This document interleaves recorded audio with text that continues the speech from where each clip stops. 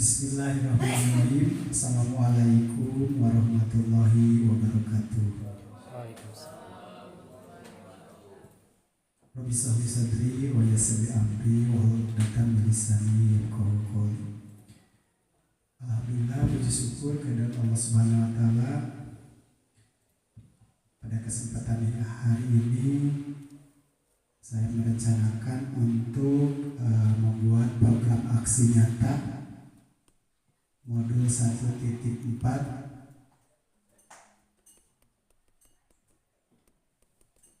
Salawat dan salam semoga tetap tercurah kepada baginda Nabi besar Muhammad Sallallahu Alaihi Wasallam. Ibu bapak yang kami hormati, terima kasih atas kehadiran hari ini. Jadi saya diberikan tugas untuk melaksanakan aksi nyata Ibu di modul 1.4, yaitu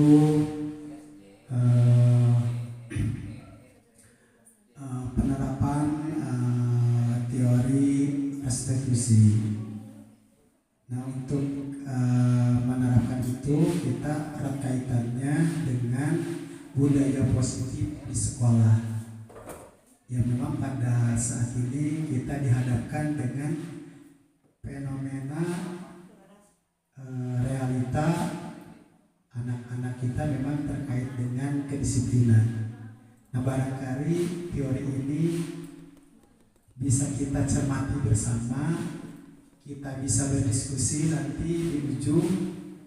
Mudah-mudahan dengan pengetahuan baru ini dan kita bisa berdiskusikan tentang teori ini, ada sebuah pemecahan masalah terkait dengan kedisiplinan anak di sekolah, yaitu melalui penanaman budaya positif.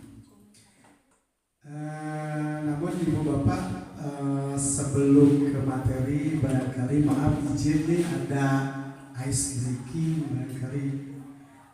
Mudah-mudahan kita tebak gambar ice breakingnya. Nah, ini ibu bapak, ini tebak gambar apa ya kira-kira ya? Pisau tajam. Ya, tepuk tangan ibu Maya, keren banget nih. Bapaknya sempat bingung ya, apa ya? Bagus, ini ternyata memang betul pisau tajam. Ini luar biasa ibu Maya itu. Terus yang selanjutnya ibu bapak nih, barangkali siapa yang mau mencoba? Pak Asep ya? Asep apa itu? Iga bakar. Ini luar biasa ibu Maya lagi ya? Iya, ibu Maya bener. Ini ibu Maya luar biasa. Bisa memang. Terus iga bakar. Jadi pintar-pintar, cerdas banget. Kali itu kambing guling, iya benar, pintar, benar. Ini maaf, ini luar biasa. Ini barangkali ini udang rebus. Benar, pintar banget bapak. Nah, kalau ini jam tangan. Ternyata ini soalnya untuk anak SD atau bapak-bapak sudah pada pintar ya? Jadi diberi kesempatan kepada ibu-ibu kelihatan. Ya. Yang selanjutnya ini apa nih? Alas kaki. Bener, pinter, bener memang. Di sini guru-guru hebat betul. Ada yang lebih sulit. Aduh, ini bener. Ini ketua kombal kita nih menanyakan apakah ada yang lebih sulit. Nah, ini coba ketua kombal apa nih? Sebentar jalan. Ini ibu-ibu, ini mana bapak-bapaknya? Dan bapak-bapaknya sekali beri kesempatan nih. Coba bapak-bapak dulu. Makanya mati rasa betul. Ini pintar luar biasa. Waalaikumsalam, mengambil rezeki bapak. Ini benar-benar bapak ibu guru pintar-pintar. Mati rasa. Kalau ini bapak-bapak dulu. Bapak ketua geng ya, ketua kombel.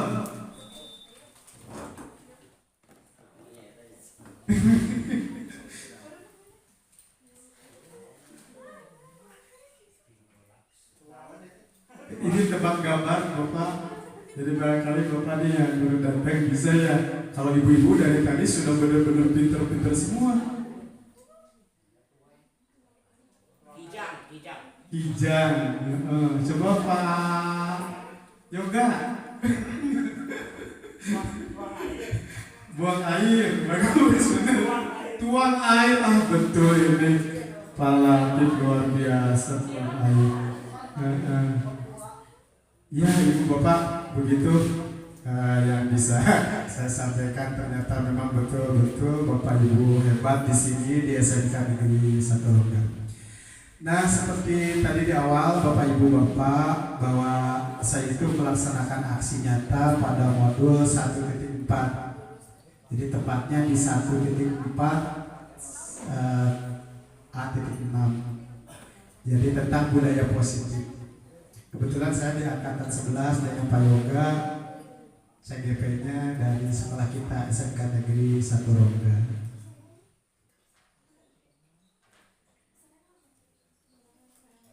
Nah, materi yang akan disampaikan Ibu Bapak yang pertama itu adalah perubahan paradigma belajar. Terus yang kedua disiplin positif. Terus ada nanti motivasi perilaku manusia. Terus ada kebutuhan dasar manusia. Terus ada posisi kontrol restitusi. Terus ada keyakinan kelas dan ada segitiga restitusi yang tadi disampaikan di dalam memecahkan permasalahan. Dan barangkali kebetulan nanti ibu bapak juga sama karena kita sama-sama melaksanakan program CGP, materi ini juga ada.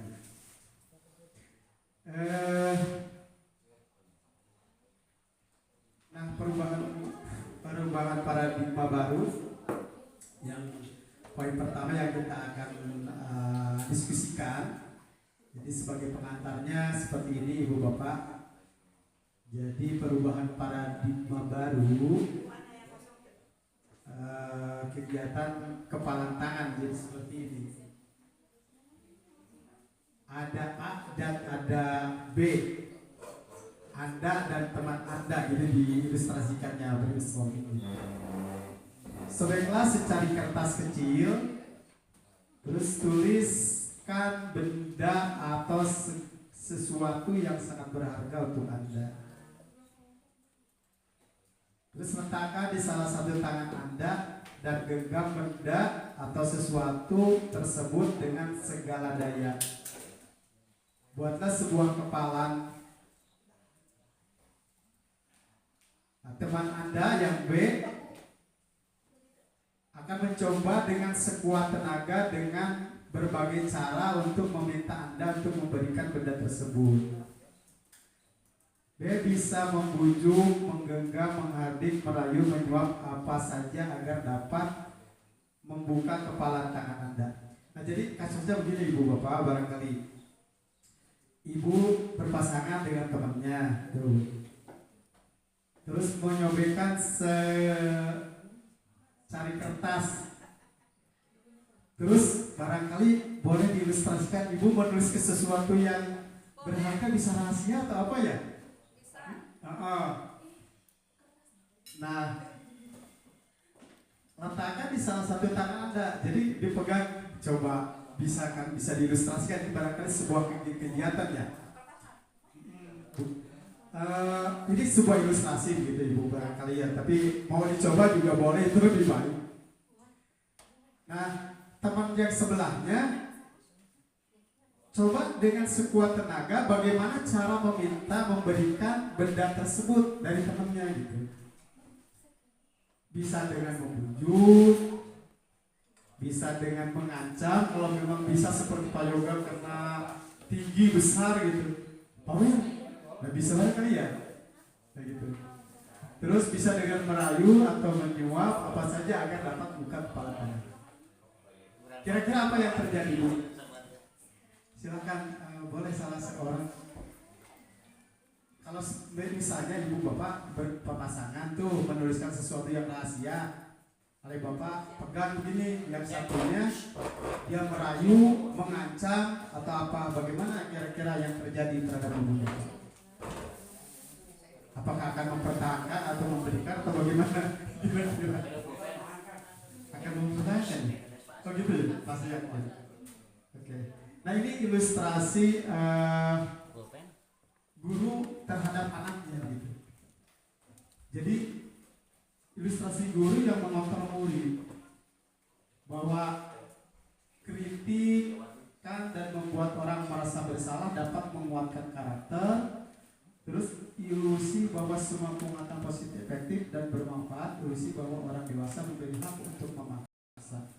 Jadi fenomena di lapangan bisa saja terjadi seperti itu.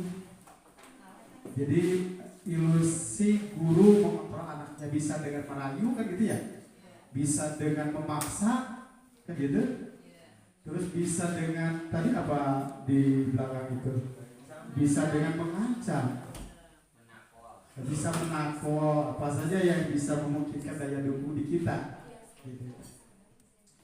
Nah, perubahan paradigma terhadap stimulus yang tadi diberikan stimulus respon, yaitu teori kontrol. Siapa sesungguhnya yang memiliki kontrol terkait dengan itu kejadian tadi?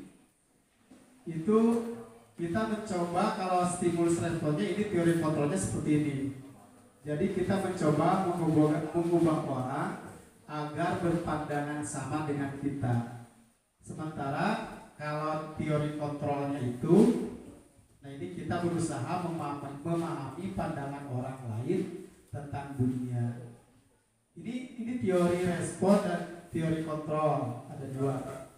Nah terus stimulus respon, perilaku buruk dilihat sebagai suatu kesalahan.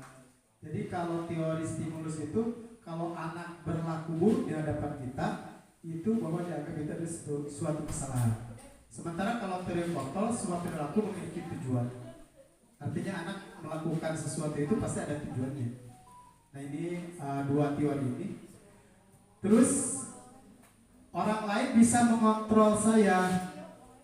Jadi menurut teori respon ini bahwa orang lain itu bisa mengontrol diri kita saja. Sementara kalau menurut teori kontrol, hanya Anda atau kita sendiri yang bisa mengontrol diri Anda. Jadi saya yang bisa mengontrol diri saya gitu.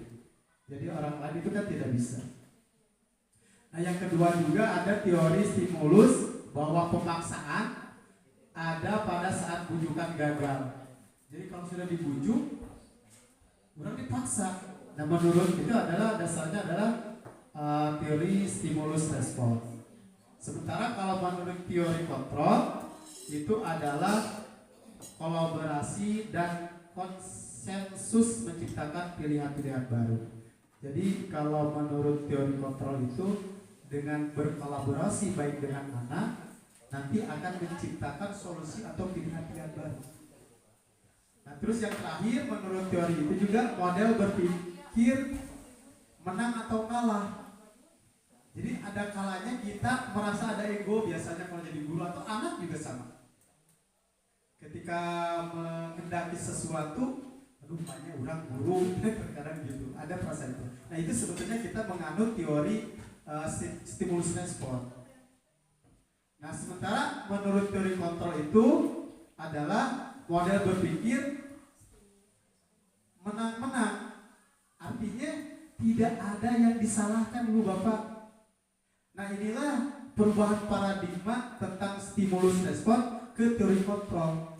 Jadi kita di dalam menangani siswa itu jangan alangkah lebih baiknya itu adalah menggunakan teori kontrol. Barangkali itu teori pertamanya. Nah yang selanjutnya tentang disiplin positif. Tapi sebelum ke situ barangkali ada pertanyaan atau nanti saja? Nanti saja ya. Yang selanjutnya teori dasarnya lagi yang kedua tadi sesuai dengan di awal adalah disiplin positif. Nah kita kebetulan ya banyak sekali disiplin positif di sekolah kita. Mari kita bersama-sama berliterasi gitu terkait dengan teorinya. Dan tentu Bapak Ibu guru juga nanti akan mendapatkan ini. Nah, di mana ada kemerdekaan, ini yang berbicara barangkali ini adalah Ki Hajar Dewantara ya. Di mana ada kemerdekaan, di situ harus ada disiplin yang kuat. Ini luar biasa bahasa langit ya. Sungguh pun disiplin itu bersifat disiplin, yaitu kita sendiri yang mewajibkan kita dengan sekeras-kerasnya. Kita sendiri yang mewajibkan kita dengan sekeras-kerasnya. Tetapi itu sama saja, sebab jika kita tidak cakap melakukan self-disiplin, wajiblah penguasa lain mendisiplinkan diri kita. Dan peraturan demikian itulah harus ada di dalam suatu yang merdeka. Nah, ini kutipan dari Ki Hajar Dewantara tentang pemikiran konsepsi keteladanan sikap merdeka, cetakan kelima 2013 halaman 470. Jadi seperti ini katanya.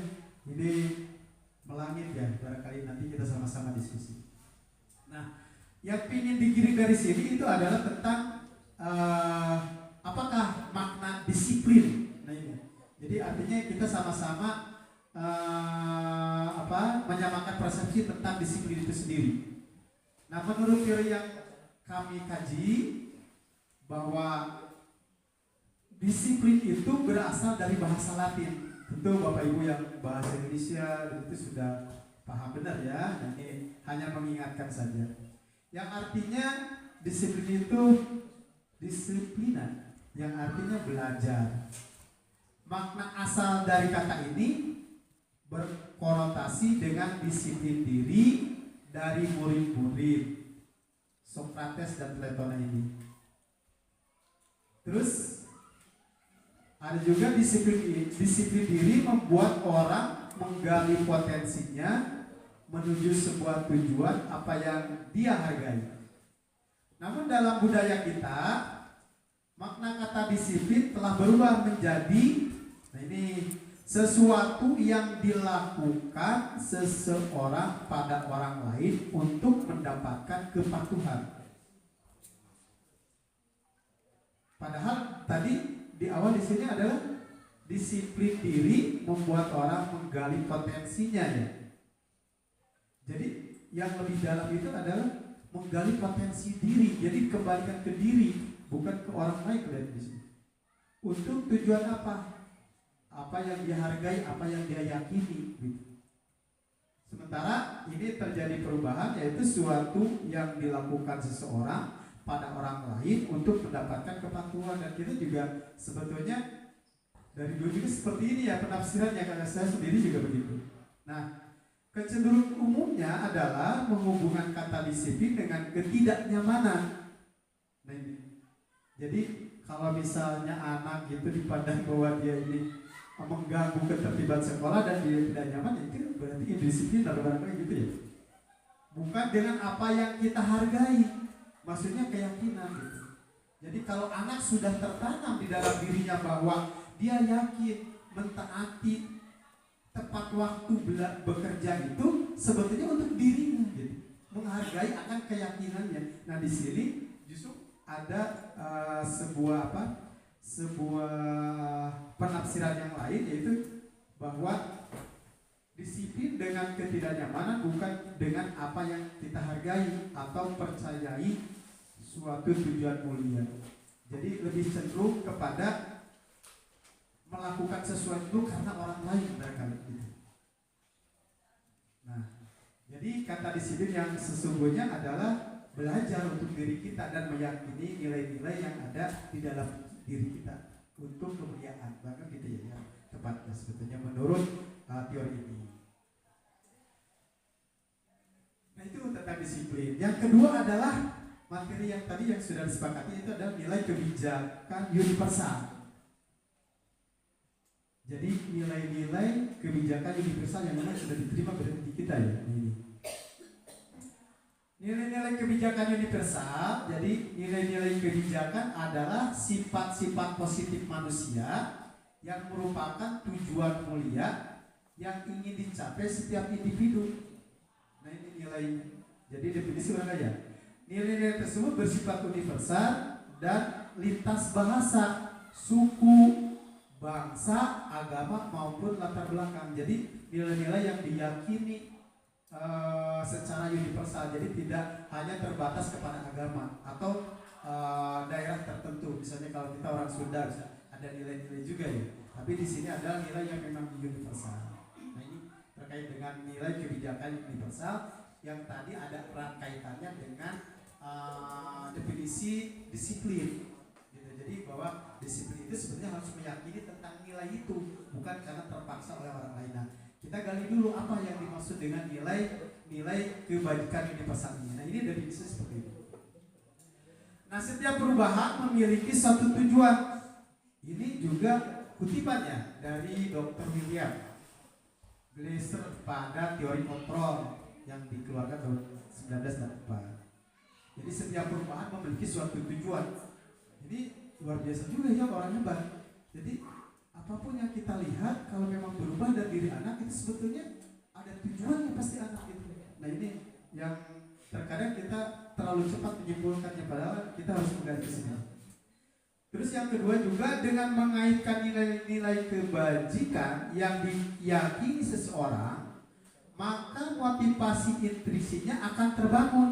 Nah ini Pak Biu. Jadi sebetulnya yang harus kita tanamkan ke anak itu adalah tentang keyakinan nilai-nilai ini. Jadi karena dengan teori ini bahwa dikatakan kalau nilai-nilai kebajikan orang itu meyakininya, maka motivasi intrinsiknya akan terbangun. Bahwa ketika tadi sudah dicontohkan di awal, tepat waktu itu sebetulnya disiplin waktu itu kan nilai-nilai yang sangat positif. Dia sadar akan dirinya, maka ada kepala sekolah, ada anak atau siapa, dia tidak akan terpengaruh karena dia sudah meyakini gitu. Kalau menurut teori, karena dia terbangunnya di dalam diri, bukan karena stimulan yang dari orang lain. Sehingga menggerakkan motivasi dari dalam untuk mendapatkan tujuan mulia yang diinginkan. Nah ini juga kutipan barangkali seperti itu. Jadi ini orang-orang hebat ya yang tokoh-tokoh gitu. Jadi inilah yang diambil tentang konsep nilai-nilai kebijakan universal. Nah yang selanjutnya Ibu Bapak ada nilai kebajikan P5 ya. Nah ini program kita semua yang memang digubah-gubahkan kemarin. Di sini juga ada nilai-nilai bahwa pertama kita sudah ketahui ini hanya merefresh saja Ibu Bapak. Beriman, bertakwa kepada Tuhan Yang Maha Esa dan berakhlak mulia. Nah ini memang nilai-nilai inilah yang memang universal. Maka dituangkan di dalam P5. Nah mandiri, ya memang nilai ini kita juga meyakini kan ya bahwa kita sendiri juga harus betul-betul mandiri belajar, mandiri segala rupa. Cuman jangan mandiri sendiri ya, mandiri sendiri juga punya bagus. Terus yang selanjutnya adalah bernalar kritis. Nah ini juga kan nilai-nilai kebijakan P5 yang memang kita sudah meyakini. Terus berkebinekaan global, bergotong royong, kreatif. Nah nilai-nilai inilah yang kita harus bangun di diri anaknya sendiri sehingga dia akan meyakini itu. Nah terus ada lagi teori motivasi. Ini Bu, materi tentang motivasi, hukuman dan penghargaan melalui restitusi. Nah ini agak menarik nih Bu, bagus. Saya juga tertarik dengan ini, teorinya bagus tapi nama menerapkannya luar biasa. Nah barangkali begini nih Bu Bapak, kalau tentang materi ini bahwa motivasi perilaku itu ada 3 Bu. Kita aja sendiri sebagai guru gitu.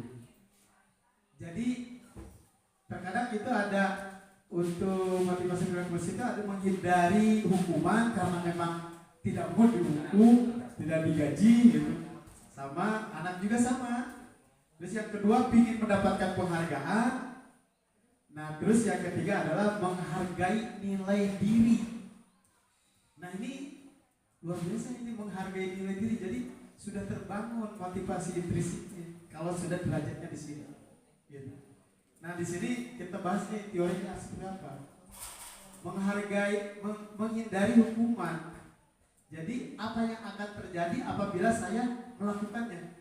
Nah biasanya kalau orang motivasinya menghindari hukuman, dia akan bertanya kepada diri, aduh, kalau saya tidak apel hari Rabu, apa yang terjadi dengan pimpinan saya? Nah itu berarti motivasinya ada di ranah ini. Terus yang kedua juga motivasi eksternal untuk menghindari permasalahan. Motivasi eksternal untuk menghindari permasalahan. Nah, barangkali ini contohnya barangkali bisa seperti motivasi eksternal dari luar ya, untuk menghindari permasalahan. Barangkali koreksi kalau salah nih. Ini Pak Iman biasanya atau Pak Lantik yang suka mengingatkan, Pak Cek, ikut Zoom tuh nanti pimpinan di absen nih. Ini juga sama barangkali ya, karena kita menghindari ada motivasi dari teman, sehingga sebetulnya seperti itu juga masih dalam tatanan kita ada di posisi motivasi ini. Gitu. Nah, terus yang selanjutnya ini agak naik ya, yaitu mendapatkan penghargaan. Jadi sebetulnya agak depannya barangkali orang yang biasanya mendapat penghargaan itu bisa cerdas-cerdas, pintar-pintar ya, karena apapun juga biasanya ya bersaing. Gitu. Nah di sini apa yang akan saya dapatkan bila saya melakukannya? Nah ini juga penghargaan itu tidak hanya sebuah pujian, barangkali finansial juga sebuah penghargaan. Gitu. Nah kalau kita di sekolah disuruh atau diminta bantuan oleh teman-teman, nah kalau kitanya di dalam benak terdalam mindsetnya ada sebuah pertanyaan ini, tapi yakin bapak-bapak di sini buktinya tidak akan ada seperti itu. Nah jadi kita itu ada dalam posisi ingin mendapatkan penghargaan. Jadi motivasi. Terus yang ketika posisi kita untuk mendapatkan penghargaan, ini motivasi berkomunikasi. Jadi motivasi dari eksternal untuk mendapatkan pujian atau imbalan. Nah ada kalanya kita juga manusia memang di dalam, Ustaz kalau salah saya luruskan. Jadi sifat manusia itu suka dipuji ya. Barangkali memang itu. Jadi melakukan sesuatu pada ayat nonton pas bapak ibu guru lainnya jadi mulai. Nah ini juga tatanannya berarti kita, ini koreksi saya sendiri juga. Terkadang teman-teman memberikan semangat, berarti kita ada di sini juga. Nah yang terakhir ini adalah menghargai nilai diri. Ini luar biasa kalau ini sudah derajat yang ingin dicapai sebetulnya, ideal. Jadi dia kalau sudah derajat di sini, dia akan menjadi orang seperti apa saya. Akan menjadi orang seperti apa saya jika melakukannya. Jadi artinya berpikiran ke masa yang akan datang. Kalau orangnya sudah memiliki, menghargai nilai diri. Jadi saya ingin, kalau lebih jauhnya saya ingin lebih bermanfaat bagi orang lain gitu. Jadi benarnya apakah ini akan bermanfaat? Nah ini hal-hal pertanyaan-pertanyaan yang memang bergelut di benak kita itu akan muncul kalau memang posisi perilaku kita itu ada di sini. Terus ada motivasi internal, yaitu untuk melakukan disiplin positif, karena memang kita meyakini bahwa itu adalah positif, maka terkadang ada tekanan-tekanan bahwa itu melaksanakan itu karena memang itu adalah sudah positif. Tapi sebetulnya yang paling tinggi itu adalah menghargai nilainya ini. Nah inilah motivasi perilaku ibu bapak yang memang mungkin saja ini suatu saat rubah-rubah, bisa ada di sini, bisa ada di sini, di sini. Nah tujuan dari disiplin positif ini adalah yang kita selalu diskusikan, yaitu menanamkan motivasi yang ketiga. Nah ini, jadi pada murid yaitu untuk menjadi orang yang mereka inginkan dan menghargai dirinya dengan nilai-nilai yang mereka percayai. Nah ketika ketika murid kita memiliki motivasi tersebut, mereka telah memiliki motivasi intrinsik yang berdampak jangka panjang. Jadi kalau yang dua tadi itu selama ada orang, kalau ini ada dan tidak, dia akan terus melakukan nilai-nilai yang diyakininya.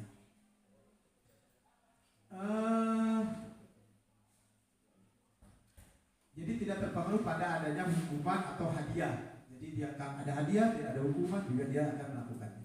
Karena dia sudah meyakini yang itu positif. Mereka akan tetap berperilaku baik dan berlandaskan nilai-nilai kebajikan karena mereka ingin menjadi orang yang menjunjung tinggi nilai-nilai yang mereka hargai. Nah, inilah yang tujuan kita bersama Ibu Bapak. Bagaimana anak-anak bisa sampai meyakini nilai-nilai kebenaran tadi. Apakah itu P5, apakah bisa saja nilai-nilai lokal juga berdasarkan agama yang mereka yakini. Nah, dari nilai-nilai positif ini, Ibu Bapak, ada tahapannya lagi untuk mendisiplinkan anak itu tadi, karena tujuannya adalah belajar untuk dirinya. Ada yang namanya keyakinan kelas. Nah, kita kan sudah melaksanakan ya, dan saya juga keyakinan kelas sudah melaksanakan, tapi teorinya belum dapat. Nah, ini teorinya ternyata. Jadi teori tentang keyakinan kelas. Jadi berawal dari seperti ini. Pertanyaan pemaki barangkali ya. Mengapa tidak peraturan saja? Ada pertanyaan seperti itu. Mengapa harus keyakinan kelas? Kira-kira apa Bu? Tidak peraturan saja ya. Tadi kan antara keyakinan nilai-nilai dengan peraturan berbeda ya? Berbeda. Kalau nilai-nilai tadi kan sifatnya universal ya, yang diyakini. Kalau perlu peraturan lebih ke tatanan teknis ya. Nah, jadi mengapa kita memiliki peraturan harus menggunakan helm bila mengendari kendaraan roda 2? Nah, ini sebagai contohnya. Mengapa kita memiliki peraturan harus menggunakan helm bila mengendari kendaraan roda 2? Apa jawabannya? Untuk keselamatan ya? Kalau keselamatan, apakah sifatnya termasuk nilai atau peraturan? Keselamatan nilai. Kalau di sini kan ada peraturannya. Mengapa kita memiliki peraturan harus menggunakan helm bila mengendari kendaraan roda 2? Ini kan peraturan berarti ya. Ketika mengendarai roda 2, kita harus memakai helm. Kalau nilai-nilainya apa? Keselamatan itu ya. Karena lebih universal. Kalau ini memang adalah peraturannya gitu ya. Nah, yang ada nih yang pemantik yang kedua, mengapa kita memiliki peraturan 3M? Menggunakan masker, mencuci tangan, dan menjaga jarak 1,5. Ini peraturan atau nilai? Peraturan. Peraturan. Kalau nilainya apa yang terkandung di situ? Menjaga kesehatan COVID. Iya, lebih universal betul. Menjaga kesehatan. Nah, itulah perbedaan berarti. Terus yang selanjutnya adalah mengapa kita memiliki peraturan harus datang tepat waktu pada saat mengikuti pelatihan? Ini juga salah satu. Mengapa kita memiliki peraturan harus datang tepat waktu pada saat mengikuti pelatihan? Kalau nilainya itu apa sebetulnya yang tergabung di sini? Kan ini peraturannya. Peraturannya itu harus datang tepat waktu pada saat mengikuti pelatihan. Kalau nilainya adalah tentang disiplin. Disiplin. Nah, untuk mendukung motivasi intrinsik, kembali ke nilai-nilai keyakinan yang lebih menggeser seseorang dibandingkan mengikuti serangkaian peraturan-peraturan. Begitu Bu. Jadi harus menanamkan dulu nilai-nilai terhadap anak yang diyakininya. Jadi sebelum membuat peraturan baru. Jadi apa yang diyakini oleh anak tentang nilai-nilai secara universal tadi. Cuma karena memang anak kita harus dituntun dalam segi literasi, makanya atur nuhun, terima kasih Ibu Ani yang menggemborkan program literasi ya. Karena anak kalau ditanya tentang pertanyaan saja yang diyakini tentang nilai-nilai kan bingung ya. Nah barangkali ini juga nanti harus disampaikan ke anak-anak kita tentang nilai-nilai itu. Nah ini ada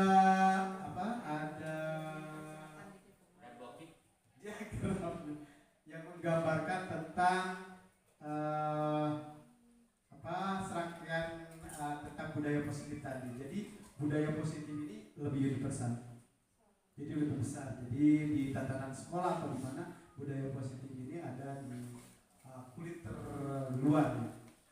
Nah, terus ini juga sama. Jadi kita harus menciptakan lingkungan yang positif. Nah, terus kalau sudah lingkungan yang positif, kita yakinkan tentang nilai-nilai keyakinan kelas. Kita diitukan sehingga kita bisa menjabarkannya ke dalam peraturan kelas. Nah, ini barangkali kerangka berpikirnya ya tentang materi yang tadi. Nah di sini tadi setelah tentang keyakinan kelas ini, nah ini keyakinan kelas, jadi penjabarannya keyakinan kelas bersifat lebih abstrak daripada peraturan. Jadi lebih abstrak, jadi tidak kelihatan disiplin itu seperti apa. Disiplin, kan itu abstraknya. Kalau kamu harus masuk jam 7 tepat ketika upacara, itu kan peraturan mereka gitu ya, yang lebih rinci dan konkret. Nah itu bedanya. Terus keyakinan kelas berupa pernyataan-pernyataan universal. Jadi nanti ibu bapak juga bisa membuat keyakinan kelas itu dalam KAPA, di TK, di MADI gitu, tentang disiplin, tentang K3 kalau kita di SMK gitu kan ya, budaya kerja. Nah itu sebetulnya keyakinan-keyakinan yang sifatnya universal sehingga anak juga sekiranya membaca. Nah nanti dijabarkan dengan tata tertib jurusan kan biasanya gitu. Pernyataan keyakinan kelas senantiasa dibuat dalam bentuk positif. Jadi kalau dilarang memakai sepatu hitam itu positif atau negatif? Negatif. Jadi sebaiknya bagaimana? Kalimat positif gimana Ibu?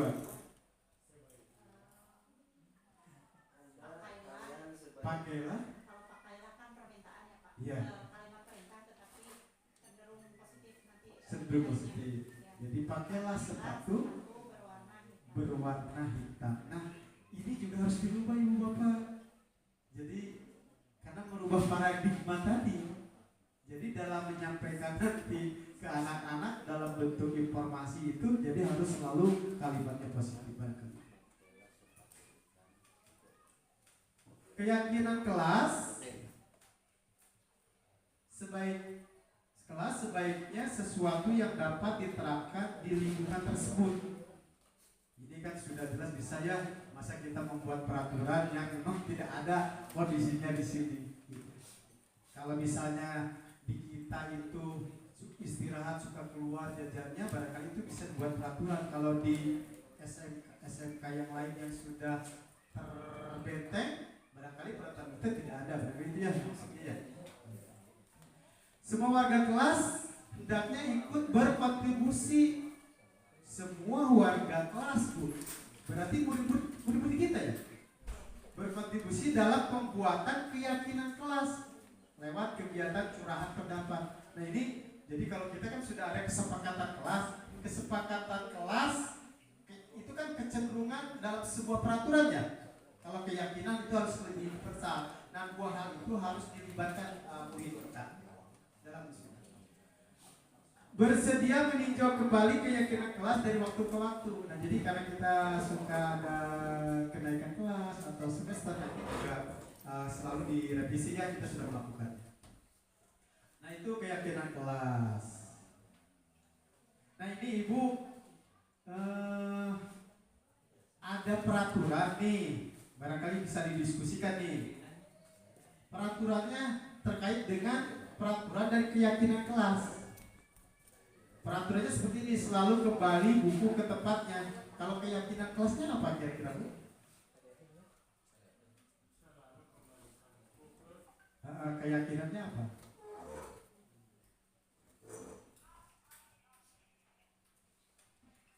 Ketertiban atau apa itu? Kerapihan. Tertib ya? Gitu.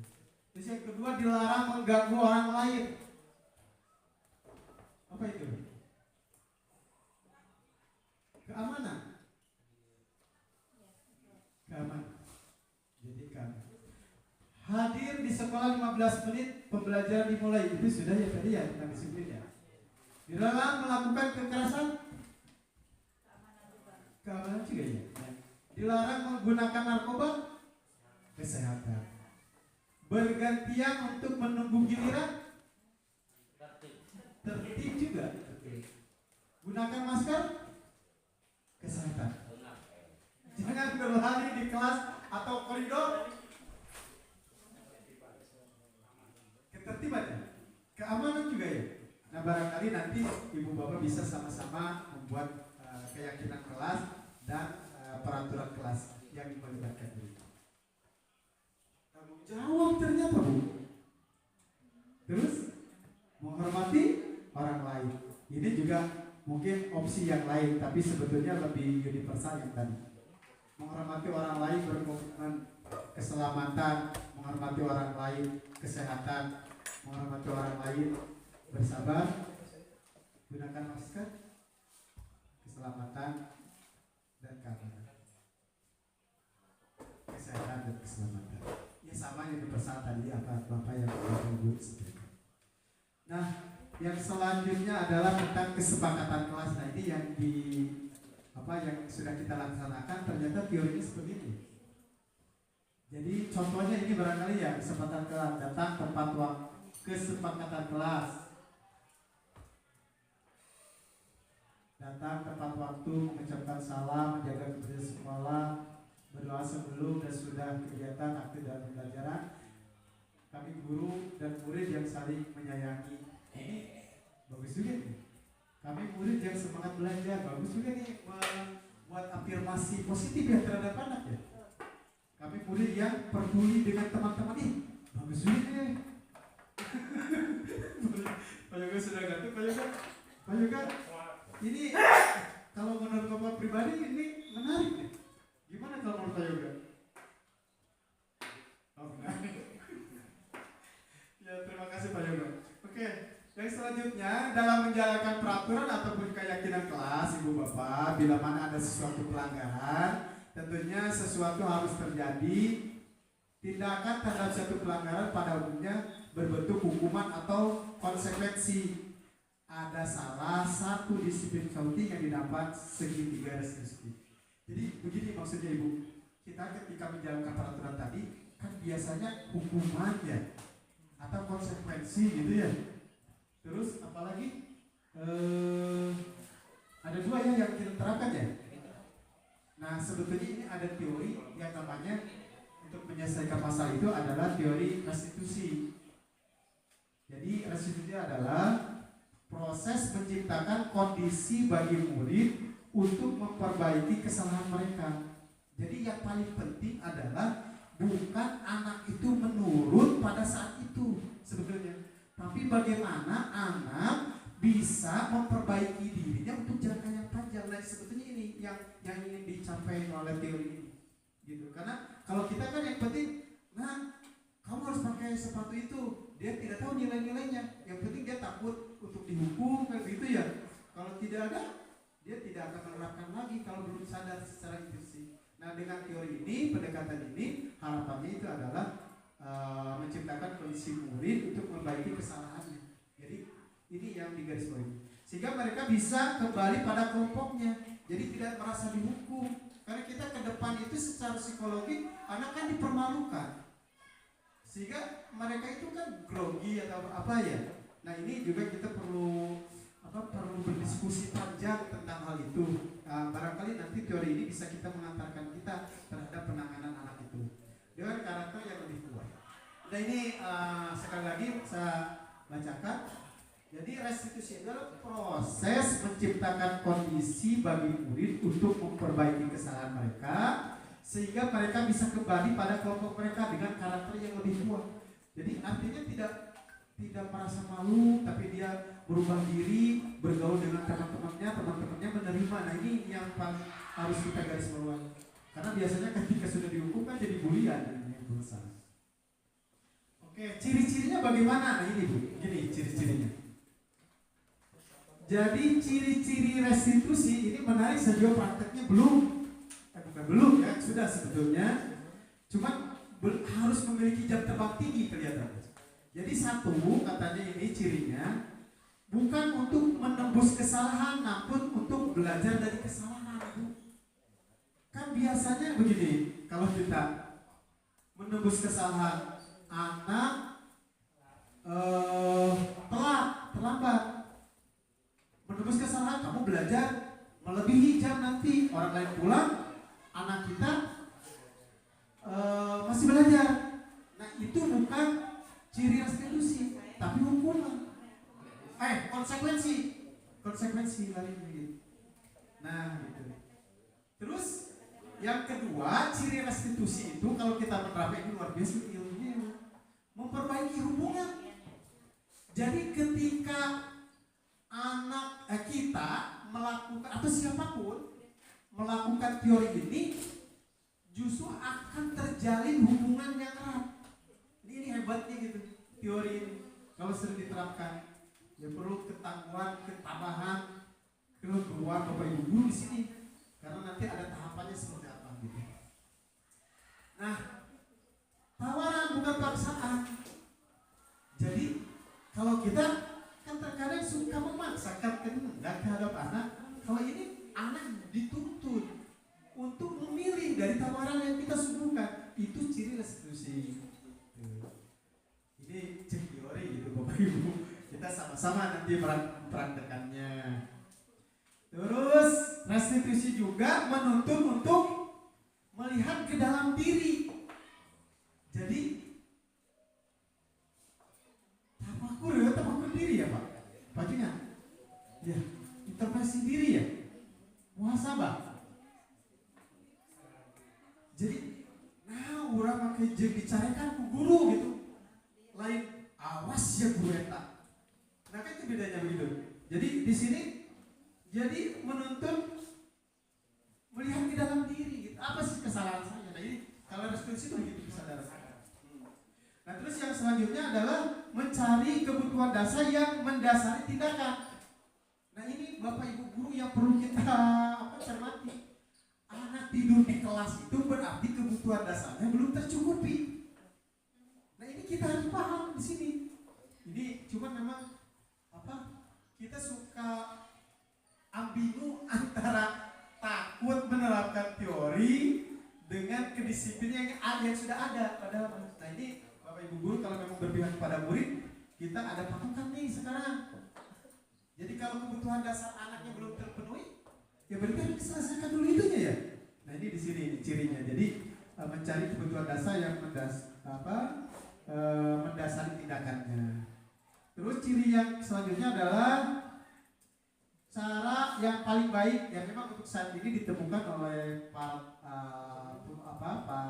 ilmuwan di dunia pendidikan, ini adalah cara yang terbaik. Begitu. Terus fokus pada karakter bukan pada tindakan. Jadi ya seperti tadi yang diceritakan, jadi anak itu berubah secara mindsetnya. Terus fokus pada solusi. Nah ini jadi bukan mempermasalahkan kejadian, tapi solusinya bagus. Terus cirinya lagi adalah mengembalikan murid yang berbuat salah pada kelompoknya tadi sudah ya. Nah itu. Mari kita bandingkan Bu. Identitas gagal dan identitas sukses. Ini ada kontrol, ada tindakan yang tentang terkait dengan identitas gagal dan identitas sukses terkait dengan hukuman dan disiplin. Seperti ini barangkali ini ada tabel identitas gagal berarti dengan menerapkan hukumannya ini ke bawah. Sementara ada identitas sukses tentang disiplin, bisa konsekuensi, bisa restitusi. Jadi kolomnya ke bawah barangkali gitu bacanya. Nah kalau identitas gagal, ini mudah-mudahan kita tidak ada di sini nih. Ini mah sebuah refleksi saja. Jadi sesuatu yang menyakitkan harus terjadi. Ini kalau hukuman itu biasanya menyakitkan. Sakit kita juga dihukum. Terus tidak nyaman bagi murid kalau dihukum itu ternyata betul dan memang kita sudah tahu pada jangka panjang ini luar biasa ini. Terkadang dibentak barangkali karena kita ada masalah di kelas itu menyakiti, dia akan ingat sepanjang hayat. Saya juga pengalaman kita ya Bu, ternyata kita mengontrol dengan teori ini jangan membentak-bentak anak. Mudah-mudahan di sini tidak ada, saya tidak pernah mendengar Bapak Ibu guru seperti itu. Dengan nada keras juga barangkali ya, itu bisa saja menangkap persepsi anak itu ada sebuah bentakan barangkali. Nah ini saya lihat Bapak Ibu guru di sini, Anda lebih banget gitu, bagus sekali. Ini perlu ditingkatkan. Terus kalau dengan hukuman, jadi ada korban yang ada korban ya, terus ada yang mendapatkan keadilan. Nah biasanya begitu kalau dengan hukuman. Terus murid juga tadi sudah dikatakan tersakiti, perilakunya pasif dan agresif. Jadi terkadang orang agresif ketika ada sesuatu yang memang overmah gitu ya. Nah biasanya menerapkan itu. Terus sistem tidak akan berjalan jika murid tidak takut. Nah ini kan biasanya yang jadi permasalahan itu, budak sih ngelawan, tantang wae ya, gue digelepok gitu. Nah ini berarti mindsetnya itu berarti mindset hukuman itu. Jadi sebetulnya hal-hal ini yang harus dihindari. Nah ini ada identitas sukses terkait dengan kedisiplinan itu, yaitu dengan konsekuensi. Sesuatunya harus terjadi. Jadi seperti tadi yang dicontohkan, kalau kalian terlambat berarti kalian harus menambah pembelajaran, itu sebuah konsekuensi. Tidak nyaman untuk murid jangka waktu pendek. Memang tidak nyaman waktu itu. Anak kan teman-temannya sudah pada pulang, dia harus belajar, dia tidak nyaman sebetulnya. Nah terus korban bisa diabaikan. Nah ini juga korbannya biasanya terabaikan. Kalau misalnya anak pukul dari gitu, pada yang lain korbannya tidak terabaikan, itu permasalahan.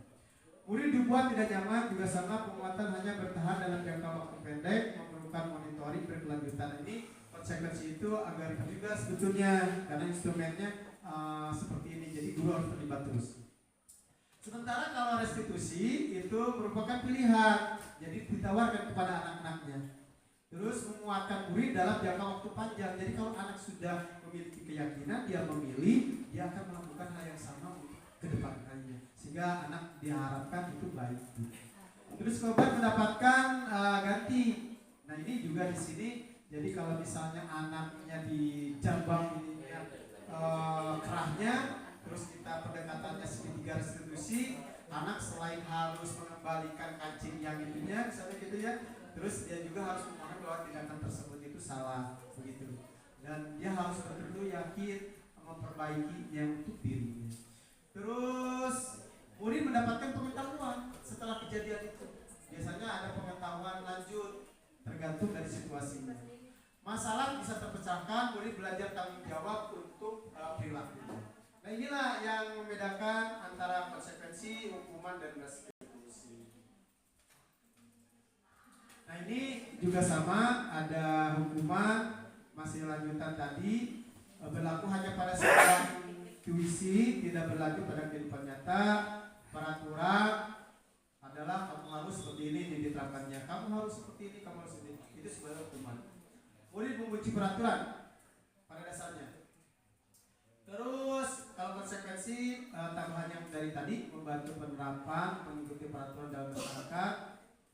Kalau restitusinya fokus pada pemecahan masalah dalam jangka waktu panjang. Apa peraturannya? Nah ini contohnya. Mampukah kamu melakukannya? Nah seperti inilah contohnya. Kalau restitusi, apa yang kamu yakini? Diawali seperti itu. Apa yang bisa kamu lakukan? Berbeda kan ya? Terus untuk memperbaiki masalah ini. Terus murid menghormati peraturan kalau konsekuensi memang. Tapi ini ada lebih jauh lagi, murid menghormati dirinya dan orang lain. Ini luar biasa. Kalau restitusi. Seperti itu ibu bapak teori. Nah ini ada sifat dulu juga, ada negatif, netral, positif. Awas kalau dilakukan lagi ya, nanti awas kamu. Nah ini jenis-jenis kalimatnya. Lakukan apa yang saya lakukan. Ini netral. Ini tidak ada penekanan seorang guru kalau melakukan seperti itu. Kalau positif, apakah hal ini yang sesungguhnya ingin kamu lakukan? Jadi nadanya juga lebih hebat ini. Bapak ibu guru bahasa Indonesia biasanya akan lebih pintar dalam mengolah bahasa. Jadi anaknya menerimanya lebih enak. Terus kodenya paksaan, stimulus respon. Kalau netral itu ini positifnya dari kontrol. Terus konsep diri buruk, konsep diri baik, konsep diri lebih kuat. Nah ini kelebihannya dari negatif atau positif. Terus murid belajar menyembunyikan kesalahan, murid belajar taat peraturan, murid memecahkan masalah. Nah ini kalau dari sini positifnya seperti ini. Terus mencoba mengontrol dengan penguatan negatif. Kalau negatifnya itu mencoba mengontrol anak dengan penguatan positif. Kalau paham diri sendiri dan yang pegang kendali adalah dirinya. Nah ini restitusi itu. Ini juga sama ibu bapak. Jadi kita baca negatifnya tentu ibu bapak nanti bisa dibaca ya. Jadi yang positifnya murid tidak kehilangan waktu namun bersemangat memperbaiki diri. Jadi netralnya jangan hak waktu jeda seseorang diri dalam penahanan.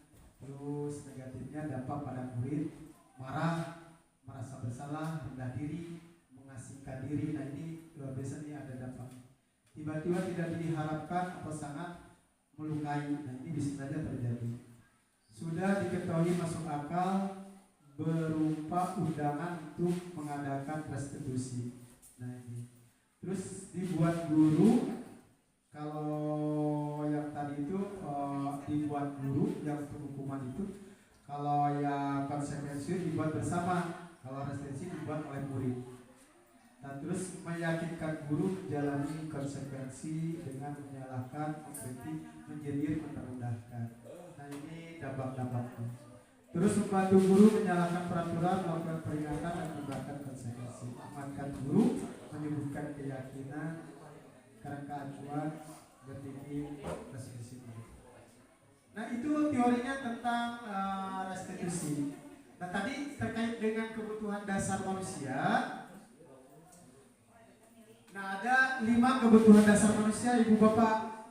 Ternyata ini nih yang kita harus pahami. Anak itu kebutuhannya dia memerlukan penguasaan terhadap materinya. Saya sudah bisa ini. Nah ini kebutuhannya ya. Setiap orang juga ada. Saya bisa basket, saya punya ini menunjukkan sesuatu yang dia mampu. Ini penguasaan. Terus kesenangan. Saya senang kalau belajar itu disapa dulu. Nah ini juga kesenangan salah satunya. Jadi ini sebetulnya kebutuhan dasar yang kita harus pahami terhadap manusia ya. Nah terus ada kebebasan. Jadi setiap orang itu memerlukan kebebasan pada dasarnya. Terus ada kebutuhan kasih sayang dan rasa diterima. Terus ada kebutuhan bertahan hidup, yaitu seperti makan. Nah ini tidur ini kan bertahan hidup. Kebutuhan dasar. Nah ini yang kita harus pahami bersama terkait dengan kebutuhan dasar pada diri kita dan manusia serta murid barangkali. Nah ini Bapak Ibu guru, ini salah contohnya tentang kebutuhan dasar nih Bapak Guru, ada soal ya. Ibu guru bilang, aku tidak boleh bersenandung sewaktu mengerjakan tugas. Katanya kelas harus tenang, tidak ada suara, padahal kan aku suka dan senang menyanyi. Nah ini termasuk kebutuhan apa Bu? Pak, apakah kebutuhan tadi penguasaan, kesenangan, kebebasan, kasih sayang? Kalau dengan soal yang ini Isma. Nah ini kebebasannya. Terus padahal aku suka dan senang bernyanyi. Senangan. Ibu guru tidak baru ini apa? Cinta kasih, kasih sayang, penguasa, kesenangan, kebebasan. Kalimatnya kasih sayang. Aku bosan, masa belajar cuma gitu-gitu aja, dengerin ibu guru. Nah ini kebutuhan apa kalau anak misalnya ada mendapatkan seperti itu? Apakah kebebasan, kasih sayang, penguasaan, diterima berarti merasa belajar cuma gitu-gitu aja. Penguasaan ya kita. Terus aku sebel gambarku tidak rapi, malah ibu guru menunjuki ke teman-temanku di depan kelas. Nah ini apa? Dari penguasaan, kasih sayang, kebebasan, kesenangan. Aku sebel gambarku tidak rapi. Kesenangan.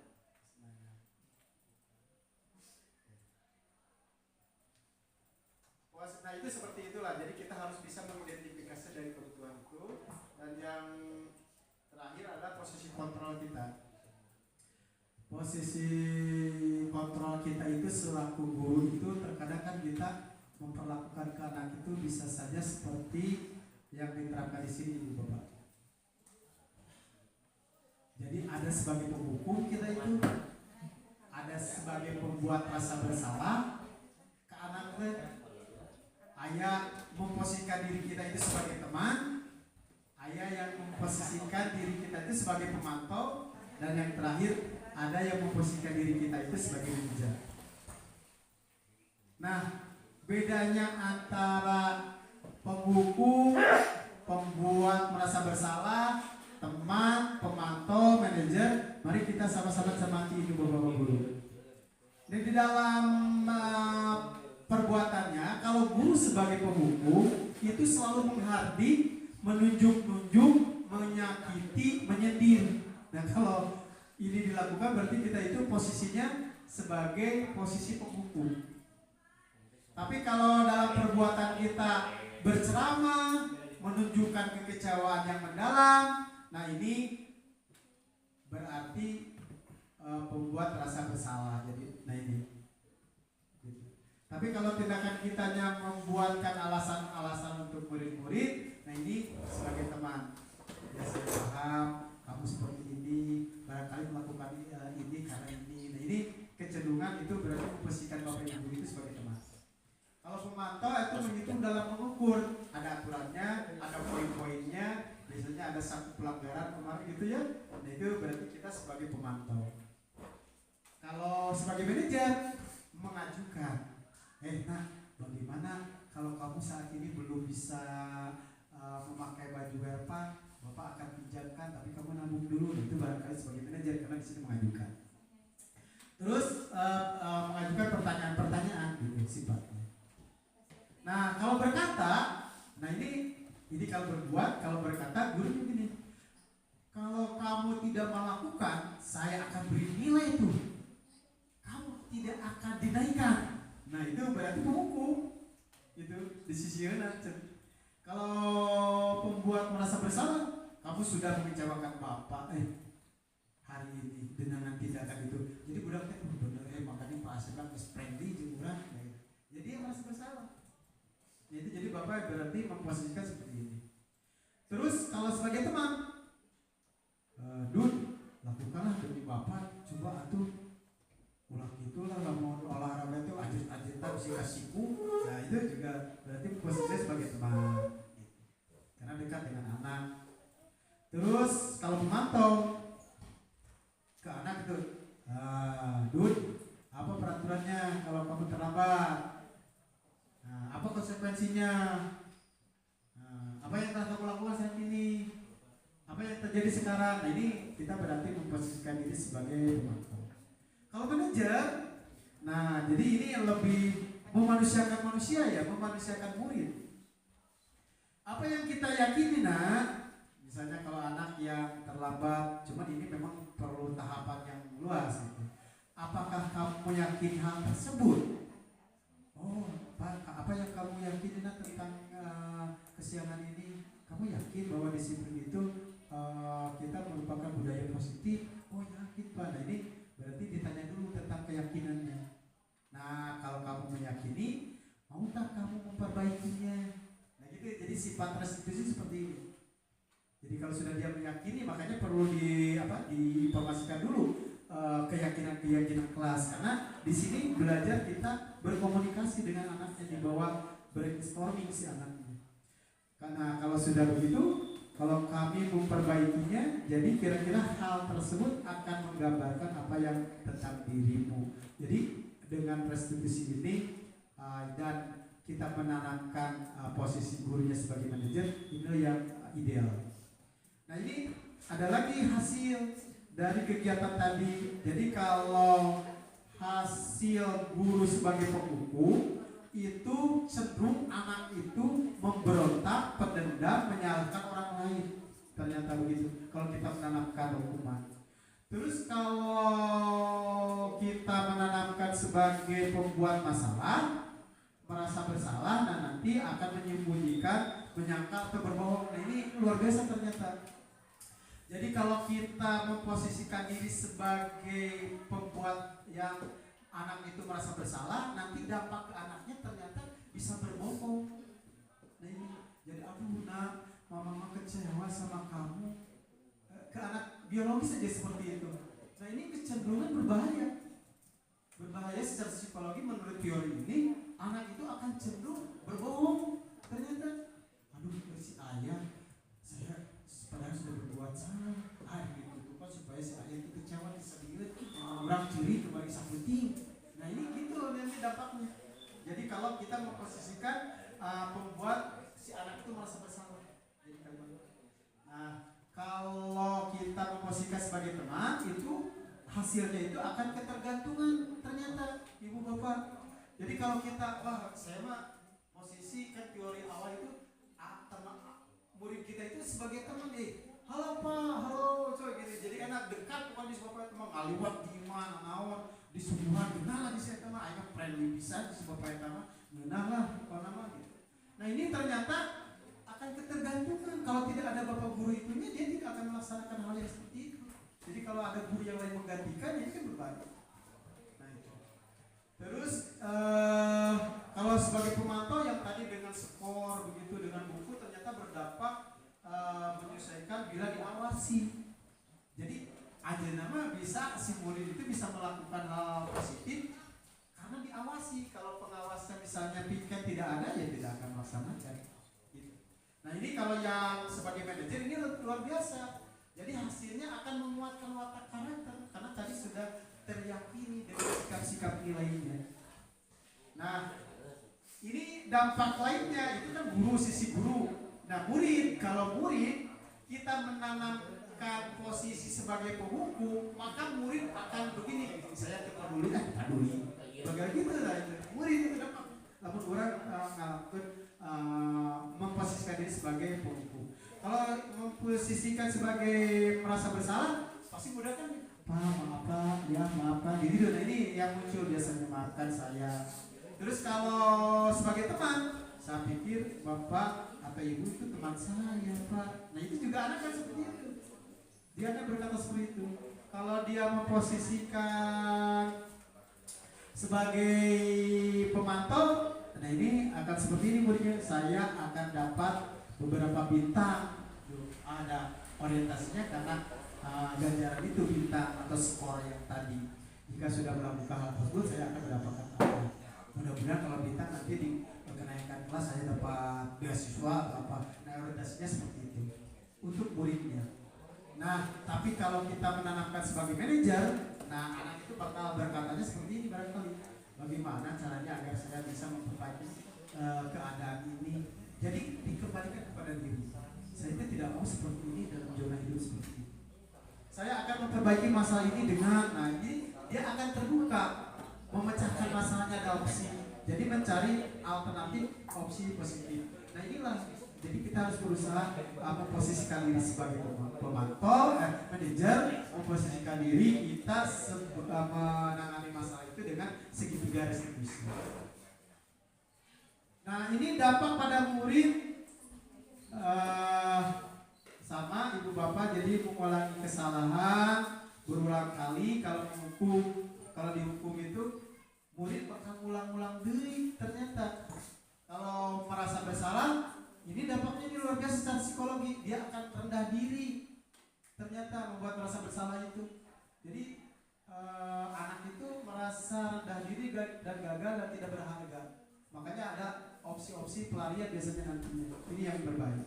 Kalau teman, yaitu tadi tergantung tidak mandiri dan tidak bisa memutuskan. Jadi kudu ayah si bapak kita gitu, karena memang teman merasa dia dengan teman. Nah ini dia tidak dewasa dia nanti. Terus kalau sebagai pemantau jadi menitik beratkan pada dampak pada dirinya sendiri. Jadi lebih cenderung kalau ada guru yang menanamkan diri sebagai pemantau dan dia berhasil menjadi trigger pada anak itu, tapi ternyata dampaknya itu dia akan oriented pada dirinya apa yang bisa didapat. Jadi kalau keuntungan ke dirinya mau nah kalau sebagai manajer dia akan selalu mengevaluasi diri. Jadi mengevaluasi diri kelebihannya. Bagaimana menjadi diri yang lebih baik itu. Karena tadi di awal menurut kutipan dari kajian Gorontalo ya, belajar untuk diri. Di sinilah kita harus memposisikan sebagai manajer. Nah, kaitannya dengan dunia berkualitas. Jadi begini Ibu Bapak. Jadi kami itu sebetulnya di program ini ada sebuah tugas yang memang membuat di dalam lingkaran itu terkait dengan gambaran potret diri tentang dunia yang berkualitas begitu. Nah, seperti apa dunia yang berkualitas menurut versi masing-masing. Nah, maka di sini dikaitkan. Jadi murid kalau sebagai pengukur itu murid meletakkan guru di luar dunia berkualitas.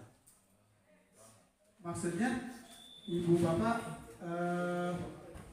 dunia berkualitas itu mengilustrasikan ada sebuah lingkaran itu.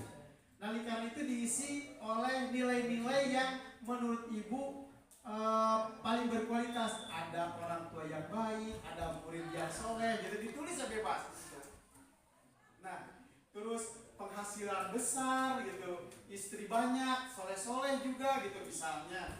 Terus finansial cukup, karirnya naik gitu. Terus kebermanfaat bagi orang banyak. Nah, di dalam lingkaran itu begitu tulisnya gitu.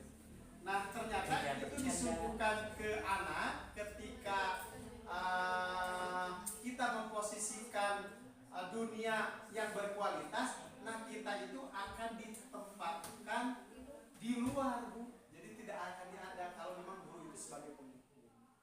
Nah, terus yang kedua kalau sebagai pemantau, murid meletakkan guru di dalam dunia berkualitas masih, tapi alhamdulillah ini masih ditempatkan. Ternyata menurut teori ini kita kalau membuat permasalahan itu masih ada di dalam di sana. Terus meletakkan guru sebagai orang penting dalam dunia berusaha. Nah, ini kalau kemarin ada yang metriknya yang Pak Alis itu, dia akan muncul di sini. Terus murid meletakkan guru peraturan di dunia berkualitas. Ini juga sebagai pemantau nanti si murid itu akan menempatkannya termasuk di dalam dunia yang berkualitas mereka. Terus kalau manajer, murid meletakkan dirinya sebagai individu yang positif dalam dunia berkualitas. Jadi bukan lagi melihat orang lain. Jadi dianya, karena memang nilai-nilainya sudah diyakini. Jadi dunia yang berkualitas sudah dirinya. Karena memang dia sudah memiliki nilai-nilai positif yang diyakini. Nah, itu barangkali gambaran tentang kaitan dengan dunia berkualitas.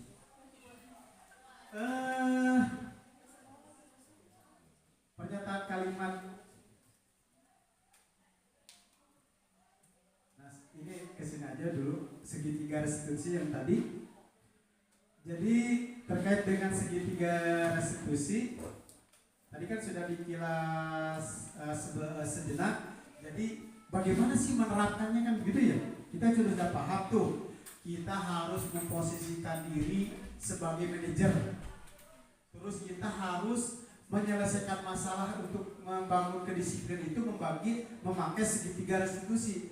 Sementara segitiga restitusi tadi yang ditangkap itu menyelesaikan masalah dengan cara membangun keyakinan diri supaya terbentuk motivasi intrinsiknya di dalam. Nah, untuk lebih luasnya bagaimana melakukan segitiga restitusi ini, nah ini mari kita lebih dalam tahapan restitusinya. Jadi restitusi yaitu proses menciptakan kondisi murid untuk memperbaiki kesalahan mereka sehingga mereka bisa kembali pada kemampuan mereka dengan kata yang lebih kuat yang barusan disampaikan. Ini sebetulnya kutipan dari Bosemia tahun 2004. Terus kalau kutipan dari ini restitusi juga adalah proses kolaboratif di sini yang mengajarkan murid untuk mencari solusi untuk masalah dan membantu murid berpikir tentang orang seperti apa yang mereka inginkan dan bagaimana mereka harus memperlakukan orang lain. Nah ini dasarnya untuk melakukan sebelum ke tahapan restitusi. Nah ini ibu bapak tahapannya untuk apa? Untuk restitusi itu. Jadi di dalam tahapan restitusi itu ibu ketika kita mendapatkan permasalahan sebetulnya baik dengan orang lain, dengan masyarakat, tahapannya seperti ini. Jadi pertama itu menstabilkan identitas segitiga restitusi itu. Jadi pertama itu harus menstabilkan identitas. Jadi kalau anak posisinya lagi mabuk, amok, berang, nah tahapan kita itu harus menstabilkannya dia. Kalau lagi marah, ya dia harus stabil dulu, harus dalam kondisi tenang gitu. Nah ini tahapan awal. Jadi jangan sampai langsung melakukan tindakan. Jadi kita stabilkan dulu anaknya. Jadi kita semua akan melakukan hal yang terbaik yang bisa kita lakukan. Jadi kumaha cara supaya mereka tenang kedua-duanya. Terus yang kedua tahapannya itu adalah validasi tindakan yang salah. Kita sudah biasanya sudah kita melakukan di situ. Jadi apa sih sebetulnya yang terjadi kan gitu ya? Jadi semua perilaku memiliki alasannya. Jadi kita digali dulu. Terus yang ketiga adalah menanyakan keyakinan. Nah, yang Bapak sendiri alami ini belum pernah kita menanyakan ke anak tentang keyakinan, gitu. Apa yang kamu yakini gitu. Tapi sebetulnya barangkali belum pernah kalimatnya yang memang berbeda. Ternyata sebetulnya itu meyakinkan. Banyak ente batu nengel di tengel deui kan cek agama oge sebetulnya terkadang begitu. Orang yang lebih memaafkan dan itu kan lebih nilainya lebih tinggi. Dan sebetulnya itu kan menggiring keyakinan. Nah itu sehingga anak sadar benar diajarkan ku Pak Ustadz di situ guru-guru nilai-nilai luhur itu seperti itu saya yakin mudah-mudahan nanti Allah memberikan yang terbaik kan begitu. Nah itu kan keyakinan anak. Nah ini tiga ini yang harus kita lakukan untuk melakukan segitiga restitusi gitu. Nah ilustrasinya seperti ini Ibu Bapak. Jadi ini namanya segitiga restitusi. Berarti kalau segitiga posisinya bisa di mana-mana ya? Tergantung kondisi dan situasi ya. Artinya kalau anaknya sudah tenang, ya kita masih harus menenangkan lagi ya. Berarti kita harus lanjut ke tahap yang selanjutnya ya. Nah makanya kalimat segitiga restitusi itu seperti ini sehingga ini posisinya bisa di mana saja kita memulai gitu. Tapi tahapan idealnya kalau memang di tahap yang seperti. Nah kalau untuk pertama kan menstabilkan identitas dulu. Jadi setiap orang pasti pernah melakukan. Nah ini salah satu contohnya. Anak misalnya kemarin terjadi dipukul ya. Yang kita kasus yang terdekat itu kan dipukul. Nah guru yang menangani biasanya yang di sini di Pak Ade kemarin itu saya juga ikut dengan Pak Endam atau siapa. Kan kalimatnya kalau nggak salah kemarin itu menenangkannya gitu ya sudah kan ini kan olahraga kudu sportif siapapun juga bisa melakukan itu. Nah itu kan kalimat-kalimat untuk menenangkan sehingga ketika kemarin di mana di sini ya itu anak yang kedua belah pihak itu dia tenang gitu. Nah ini salah satu langkah awal. Mungkin kasusnya nanti bisa diimprove dan Bapak yakin ini ada Bapak Ibu guru BK yang memang notabene menangani itu banyak sekali. Ini hanya simpel barangkali contoh yang pernah dialami gitu. Terus setiap orang pasti pernah melakukan kesalahan. Nah, maka sekarang coba renungkan apa yang terjadi. Jadi memberikan anak itu tidak merasa disalahkan.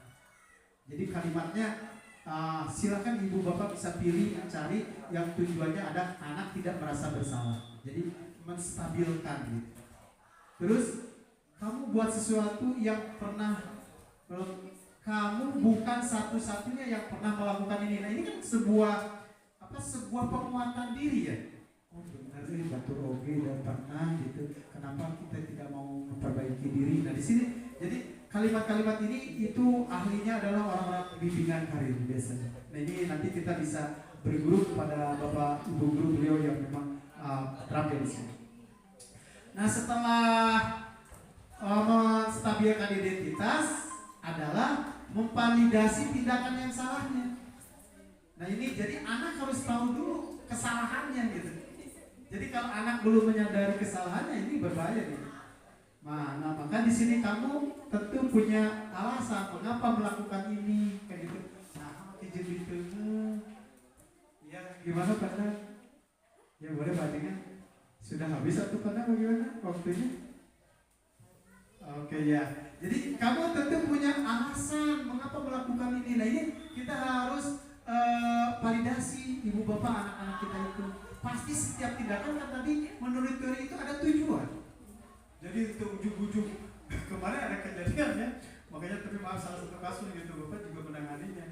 Anak kan di Banyur atau anak nonjos motor ya gininya itu berdampak bapak itu memperlakukan hukuman kemarin itu. Hukuman ke anak itu sama anak mungkin benci walaupun saat itu dendam gitu. Nah itu walaupun saya itu menurut gitu. Nah itu kamu tentu punya alasan mengapa melakukan itu. Nah ini harus divalidasi. Terus adakah cara? Nah ini ibu jadi disodorkan kepada anak. Adakah cara yang lebih efektif untuk mendapatkan apa yang kamu butuhkan? Jadi kalau kita sudah tahu dan tunjuk si eta ada gila aing ningali wae panona gitu bisa. Nah kan kita bantu. Nanti caranya supaya bisa menyelesaikan kegila eta kan gitu. Nah ini ditawarkan gitu secara positif ke anak. Nah ini jadi tindakan yang kedua itu seperti itu. Terus yang ketiga adalah menanyakan keyakinan. Nah tadi yang kita sudah dibahas di awal dari belakang. Jadi, nah kalau sudah sadar anaknya tahu. Nah keyakinan kelas apa yang telah kita sepakati. Makanya ketika membuat keyakinan kelas kita harus bersama dengan anak. Ada nggak Pak saya terkait dengan mengganggu orang lain, menghormati orang lain. Kamu yakin dengan mengganggu orang lain? Iya Pak yakin. Sehingga anak itu sadar. Nah maka terakhir kita tanya umpan balik lagi ke anak. Kamu ingin menjadi orang seperti apa? Nah ini sehingga Pak sebetulnya saya itu ingin menjadi orang baik, ke anak dihargai, diterima oleh temannya. Nah timbul dari dirinya gitu. Nah gitu. Nah sehingga ketika kita melaksanakan ini, ibu bapak anak merasa dihormati, terus anak tidak disalahkan, terus dia akan sadar sehingga terbentuk motivasi intrinsiknya. Jadi ketika nanti di lapangan, di masyarakat ketika menyelesaikan masalah akan mengikut, mencontoh kepada kita. Oh bapak guru juga dulu gitu cara menyelesaikannya gitu. Nah gitu karena manusia itu pada dasarnya kan makhluk plagiat ya, peniru sejati ya Pak. Oke. Nah ini ibu bapak ada kasus nih. Ini kasusnya seperti ini sebetulnya. Seorang siswa tidak berada di kelas ketika pembelajaran. Ini sering bisa dia. Ternyata setelah ditelusuri siswa tersebut berada di kantin ketika jam pembelajaran. Betul ya? Oh, anak-anak itu lapar gitu. Ya kasusnya diambil deh. Nah, tahapan seterusnya gimana nih untuk menyiasati itu gitu. Nah, barangkali seperti ini. Nah, jadi menstabilkan anak. Jadi anak itu dipanggil. Jadi memanggil ini menstabilkan identitas saja. Jadi memanggil siswa yang melakukan pelanggaran, kemudian mengkonfirmasi tindakan yang tindakannya adalah sebuah kesalahan. Nah ini menstabilkan, tapi tadi jangan sifatnya menghukum. Nah saya lihat, saya ada laporan dari piket bahwa ketika pelajaran Bapak kamu nggak ada itu ternyata di kantin. Apa benar? Kenapa? Nah gitu. Jadi ditanya dulu, ditanya dulu, terus kan dia mengungkapkan, oh Pak, karena saya lapar. Oh saya paham, karena kamu kan di rumah tidak ada orang tua barangkali ya. Tapi saya panggil ke sini itu bukan tujuan untuk menghukum, tapi saya ingin membantu Bapak, ingin membantu kalian mencari solusinya. Nah begitu. Jadi di sini dia akan stabil. Gitu. Barangkali itu prakteknya yang lebih canggih itu oleh BPBK. Itu mah salah satu contoh yang sederhana. Nah di situ stabil, tapi memang perlu sekali kita memahami anak itu di situ. Nah validasinya bagaimana? Kita menanyakan alasan mengapa hal itu dilakukan. Terus menanyakan keyakinannya. Nah itu tadi, keyakinan apa yang kamu keyakini terkait dengan Bapak sebetulnya harus disiplin. Itu Bapak Ibu Guru yang sudah paham. Nah ini Bapak Ibu Guru, jadi kalau kita semakin sering latihan menerapkan segitiga restitusi, barangkali kita akan menjadi sosok guru yang didambakan siswa itu ya. Kalau para Anda pernah menyenggol di grup, bukan guru CGP, bukan guru S3, bukan guru apa lagi, tapi guru yang didambakan siswa. Ya ini karakternya guru yang didambakan siswa itu, yang memposisikan diri sebagai manajer, yang memposisikan diri dalam menyelesaikan permasalahannya itu menggunakan segitiga restitusi. Barangkali seperti itu yang Bapak dapat, Ibu Bapak. Silahkan kalau memang ada yang kurang tepat kita diskusikan. Kalau ada pertanyaan jangan terlalu banyak dan jangan terlalu berat kasusnya. Assalamualaikum warahmatullahi wabarakatuh.